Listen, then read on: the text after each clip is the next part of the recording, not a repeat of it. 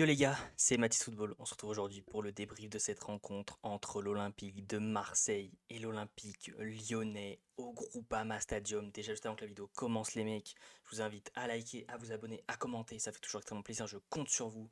On a vécu une soirée de dingue en live sur la chaîne YouTube les mecs, j'ai commenté le match Lyon-Marseille. Merci à ceux qui étaient présents. Et donc on va se débriefer ce match de la plus belle des manières, parce que déjà l'Olympique de Marseille a remporté 3 buts à 2. Jonathan Rowe a climatisé le Groupama Stadium. Merci Jonathan Rowe, merci De Zerbi pour le coaching gagnant, mais moi je me posais des questions. Merci pour tout. Ce match a commencé de la pire des manières avec un carton jaune de Balerdi mérité. Le premier est totalement mérité après une faute en retard, mais le deuxième où voilà, la Casette et Balerdi s'arrachent le maillot, c'est Balerdi qui prend le deuxième jaune et Benoît Bastien l'exclut. On commence à se poser un tas de questions, on se dit mais waouh, le match est fini. Rongier qui remplace Harit, on se dit bah du coup on perd un élément offensif, le match va être compliqué. Un penalty sifflé pour les Lyonnais à la 45e, voire même dans le temps additionnel de la première période. On se dit ah ouais, il n'y a rien qui va aller. Main de Rongier dans la surface, la Casette qui s'élance, Rouli qui arrête le penalty. Merci Jérôme Rouli, 2 penalty arrêtés en Ligue 1. C'est mieux que Paul Lopez. Et donc là on se dit ah peut-être miraculé. Eli Wahi qui sort en seconde période pour laisser sa place à Paul Lirola. Donc là, je me pose plein de questions. Je me dis, mais que fait Roberto De Zerbi de faire sortir un attaquant pour un latéral droit? Donc je laisse couler. Tchalé Tatsar qui vient mettre le 1-0 à la 53e minute de jeu. Donc là, je me dis, waouh, là, ça va être compliqué de revenir. On a la Casette qui sort, on a Verretou qui sort. On a ensuite une longue passe en retrait de Luis Enrique et Paul Lirola en position d'avant-centre qui vient récupérer ce ballon, qui vient lober Perry. Ça fait un partout. On se dit, waouh, l'OM égalise. Et là encore plus fou, Lirola sur un déboulé côté droit qui centre, Garcia qui arrive, qui top sa reprise de volée, et ça finit en 2 buts à 1 à la 82e. Là on se dit, waouh, l'OM va remporter ce match. Malheureusement, la clim arrive côté lyonnais, Ryan Cherki sur un centre de Clinton Mata qui vient mettre, je sais pas si c'est une magère ou une talonnade, qui égalise. Très déçu, mais au vu du match, on se dit que bon voilà, 10 contre 11, ça a été compliqué mais que voilà, on repart avec le point du match nul, ça va. Et finalement, l'OM qui continue, l'OM qui attaque, Mopé qui presse, Perry qui fait un dégagement horrible sur Jonathan Rowe qui part côté gauche, qui élimine, qui rentre sur son pied droit, qui frappe, une frappe qui vient finir petit filet magnifique, qui vient climatiser tout le groupe Ama Stadium, tout le monde les mecs, il vient climatiser tout le monde. Ça finit à 3 buts à 2, l'Olympique de Marseille qui remporte cet Olympico. Je pense surtout à Roberto De Zerbi qui a fait que des coachings gagnants. Hein. Lirola qui rentre en jeu, qui est buteur et passeur. Garcia qui rentre en jeu, qui est buteur. Et Jonathan Roux qui rentre en jeu, qui est buteur. En termes de statistiques, bien évidemment que l'OM a été mangé ce soir. 18 tirs pour les Lyonnais, 9 cadrés. On a eu le droit à un très très grand roulis. Et 6 tirs seulement côté Marseillais, mec. 5 cadrés, dont 3 buts. Les stats sont largement en faveur des Lyonnais. On peut le voir en termes. Il n'y a même plus les passes. Il n'y a même plus les passes, les mecs, sur Flash Score, mais je pense que les Lyonnais sont loin, loin devant, vraiment. On peut aller voir voilà, en termes de compo d'équipe. Du côté marseillais, Rouli, qui est l'un des hommes forts du match, qui a sorti un nombre incalculable de ballons, qui a été très précieux dans la récupération des ballons, voilà, en l'air, au sol, qui a su gérer le tempo de ce match, qui a su faire du bien quand il le fallait. Franchement, un grand merci. Balerdi, son match est catastrophique. Pour moi, le premier jaune, déjà, il le prend très très bêtement. Après, le deuxième, ça peut discuter, mais t'as pas le droit de prendre 2 jaunes en 5 minutes. Mais Benoît Bastien, il y est vraiment pour quelque chose, parce que pour moi, le deuxième jaune n'a pas raison d'y être.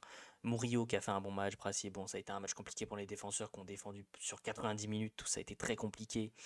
Højbjerg, patron de ce milieu de terrain, rien à dire, vraiment patron de ce milieu de terrain, aux côtés d'Ismaël Koné, donc la compo est pas bonne, hein, les mecs là, on avait du Murillo à gauche, ou Murillo, je sais même plus, franchement, ça bouge tellement les gars avec De Zerbi, mais bref, dans tous les cas, on avait un Kondogbia qui était en défense centrale, qui a fait un très bon match. Kondogbia en défense centrale à côté de Brassier qui a fait un très très bon match. Je tiens à le souligner. Voilà, on pouvait avoir des craintes et finalement très très bon. Højbjerg, comme je l'ai dit, patron de ce milieu de terrain, à la récupération, à la projection, à la dernière passe, à la passe, au dribble aussi. Franchement, énormissime. On comprend pourquoi il a joué tant d'années à Tottenham. Première très compliquée pour Emmanuel Koné qui pour moi n'a pas été à la hauteur, voilà, des passes simples, il loupait, il n'était pas dans le tempo de ce match, après c'était une première très compliquée, donc je lui en veux pas. Amin Harit, bon, on va rien en dire, il a joué 11 minutes, le pauvre il a dû sortir, même si on l'a senti quand même très content à la fin de ce match, on n'a pas senti quelqu'un voilà, déçu d'être sorti et tout, On a senti quelqu'un voilà, qui était quand même très heureux de cette victoire, très heureux de ce match, très heureux des entrants.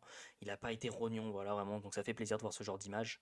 Luis Enrique qui a eu un match compliqué, mais qui finit quand même avec une passe décisive, qui a fait un bon petit match dans l'ensemble. Du côté de Greenwood, il y a eu quand même pas mal de dangers à porter. C'était très souvent lui, voilà, en première période de la 10 contre 11, c'était très compliqué. C'était très souvent lui qui venait apporter du danger côté marseillais. Et merci parce que sinon ça aurait été très compliqué. Eliway par contre ça a été très compliqué, hein, rien qu'au duel de la tête face à Tchaleta Tsar, il est gagné jamais, bon je comprends c'est compliqué, mais même voilà tous ces duels étaient très souvent perdus, il n'y a pas forcément eu là quand j'y repense d'occasion franche de sa part. Donc voilà c'est pour ça que De Zerbi a décidé de le sortir au détriment de Paul Lirola qui finira buteur et homme de ce match selon Flash Score.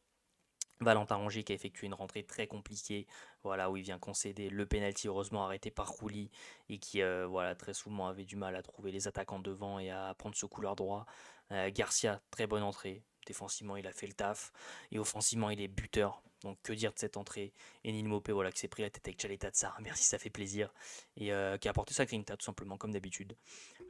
Du côté lyonnais, Lucas Perry qui fait pas un bon match, hein, qui encaisse 3 buts sur très peu de frappes. Que dire après du côté lyonnais, les attaquants qui n'ont pas été bons du tout, hein, Lacazette qui fait pas un bon match, Orban qui fait pas un bon match. Maitland Knights, Clinton Mata qui ont beaucoup animé ce côté droit et qui ont fait très très mal quand même au côté droit marseillais. Veretout qui a fait un bon match face à son ancien club, comme on s'en doutait. Jaleta Tsar, forcément, fallait qu'il finisse buteur et en plus, défensivement, il a fait un bon match. Après, Tolisso Matic, ça n'a pas forcément été flamboyant dans ce milieu de terrain. Et même les entrants, Miko Tadze qui loupe un nombre incalculable d'occasions, Cacré, bon, qui avait ouvert sa bouche avant l'Olympico, qui était même pas titulaire, donc boucle-là un peu. Ryan Cherki qui fait une entrée où il est buteur, donc très bonne entrée de Ryan Cherki qui en plus a dit les termes sur les Lyonnais à la fin du match. Malik Fofana qui a apporté beaucoup de mouvements et pareil pour Noama. Franchement, c'est deux joueurs à suivre côté lyonnais qui ont apporté énormément de mouvements. Et au niveau du classement, donc les mecs, l'Olympique de Marseille est deuxième de Ligue 1, McDonald's à 13 points à égalité avec Monaco et le Paris Saint-Germain, devant Monaco au goal average, mais derrière le Paris Saint-Germain au goal average. Sur ce, c'est tout pour ce petit débrief les mecs. Comme d'habitude, le petit like pour le référencement, ça fait toujours extrêmement plaisir. Explosez-moi cette barre des likes. N'oubliez pas de vous abonner en activant la cloche des notifications pour ne rien louper sur la chaîne YouTube. À commenter en me donnant vos tops et vos flops de cette rencontre, que ce soit côté Olympique Lyonnais, côté Olympique de Marseille. Sur ce, on continue de supporter le plus grand club de France, l'Olympique de Marseille. Merci à tous ceux qui étaient présents sur le live. Je vous invite à me suivre sur tous les réseaux sociaux qui sont dans la description. Sur ce, c'était Mathis Football. Ciao l'équipe, trop heureux!